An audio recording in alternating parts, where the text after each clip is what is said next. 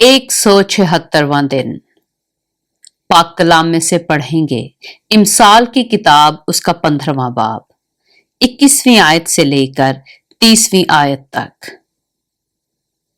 بے عقل کے لیے حماقت شادمانی کا باعث ہے، پر صاحب فہم اپنی روش کو درست کرتا ہے۔ صلاح کے بغیر ارادے پورے نہیں ہوتے، پر صلاح کاروں کی کثرت سے قیام پاتے ہیں۔ آدمی اپنے منہ کے جواب سے مسرور ہوتا ہے، اور با موقع بات کیا خوب ہے۔ دانا کے لیے زندگی کی راہ اوپر کو جاتی ہے، تاکہ وہ پاتال میں اترنے سے بچ جائے۔ خداوند مغروروں کا گھر ڈھا دیتا ہے، پر وہ بیوہ کے سوانے کو قائم کرتا ہے۔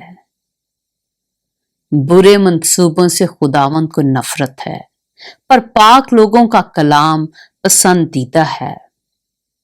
نفع کا لالچی اپنے گھرانے کو پریشان کرتا ہے، پر وہ جس کو رشوت سے نفرت ہے زندہ رہے گا۔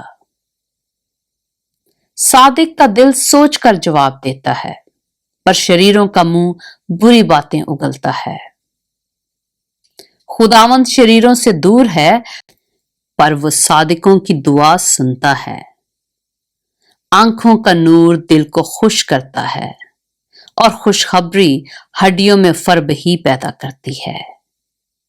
پاک کلام کے پڑھے اور سنے جانے پر خداوند کی برکت ہو۔